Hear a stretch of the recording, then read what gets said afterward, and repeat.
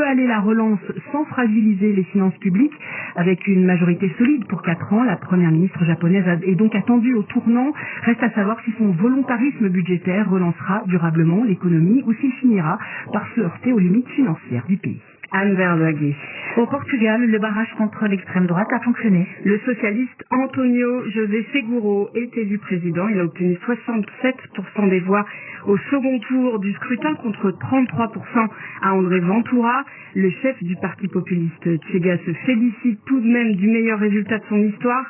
Pour la première fois, un candidat d'extrême droite est qualifié pour le second tour de la présidentielle et il promet de gouverner bientôt le pays. La publication des milliers de documents de Jeffrey Epstein continue de faire des remous jusqu'en Europe. Au Royaume-Uni, la démission du chef de cabinet du Premier ministre sera-t-elle suffisante pour éteindre l'incendie? L'affaire fragilise encore un peu plus Keir Starmer, qui peine à sortir de cette affaire. Beaucoup dans l'opposition demandent sa démission.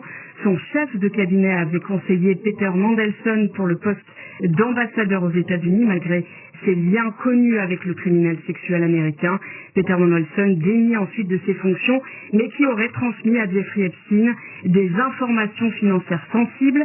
L'ambassadrice norvégienne en Jordanie, Mona Juul, qui avait joué un rôle important dans les négociations israélo-palestiniennes dans les années 90, a elle aussi démissionné. Selon les médias, Jeffrey Epstein aurait légué une somme de 10 millions de dollars à ses 2 enfants. Au Venezuela, la libération de prisonniers politiques se poursuit, mais ce n'est pas un retour à la vie normale pour autant. Une fois sortis de prison, ils doivent respecter un certain nombre de conditions sous peine de se voir arrêtés de nouveau. Marine de la Moissonnière, bonjour. Bonjour.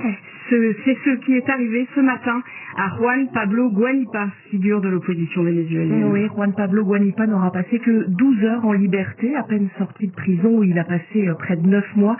Ce dirigeant emblématique de l'opposition se rend devant plusieurs établissements pénitentiaires de Caracas.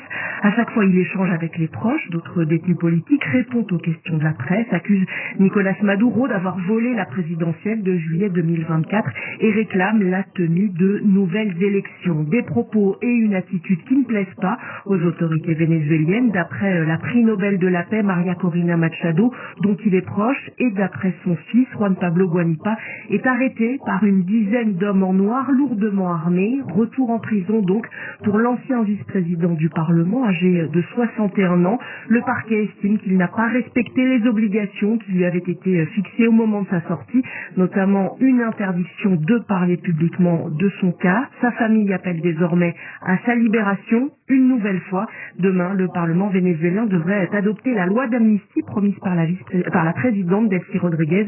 Tous les prisonniers politiques devraient retrouver la liberté d'ici vendredi. Marine de la Moissonnière.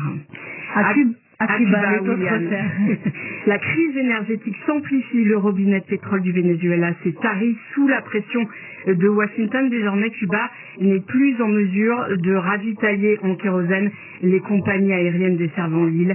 Les vols long courriers devront effectuer une escale technique dans un autre pays pour assurer leur ravitaillement. Voilà, Anne, c'est la fin de ce journal. À tout à l'heure, Karine Bélissin. On vous retrouve dans 2 heures pour un nouveau journal. Et tout de suite, l'actualité en France. La France à midi. Et notamment une polémique qui prend de l'ampleur dans les médias au sein de la chaîne de télé d'extrême droite CNews, propriété du groupe Bolloré, parce que la direction a décidé de maintenir à l'antenne l'animateur Jean-Marc Morandini, malgré sa condamnation pour corruption de mineurs et harcèlement sexuel. Cette affaire, Laura Martel, elle fait réagir au sein de la chaîne.